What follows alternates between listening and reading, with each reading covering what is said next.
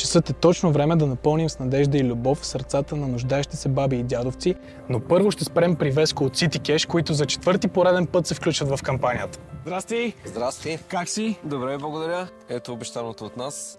Какво за вас е споделен Великден и защо за четвърти пореден път продължавате да подкрепяте кампанията? Това е нашия малък начин да направим добър жест. Много ни харесва, когато излязат видеята и видим как сме зарадвали хора, на които никой не им е обръщал внимание от месеци, понякога и години. И малко и нашите сърца се стоплят и затова и продължаваме.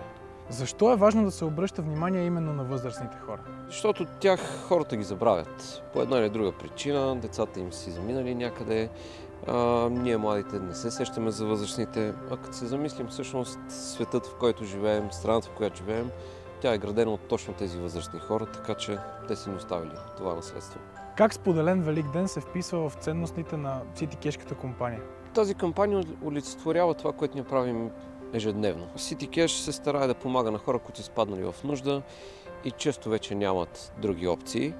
И по същия начин сега опитваме да помагаме за Великден, този път безкорисно, за да може да зарадваме хората поне на празника. Защо бизнесът трябва да подкрепя каузи като споделен Великден? Всеки един бизнес е съвкупност от хора и е нормално хората да си помагат, а пък вече ако трябва да обяснявам защо хората трябва да помагат, вече мисля, че сме го загазили. Така че ми се струва съвсем логично бизнесът да помага. Правим го, защото би трябвало да сме добри и да се грижим за околните.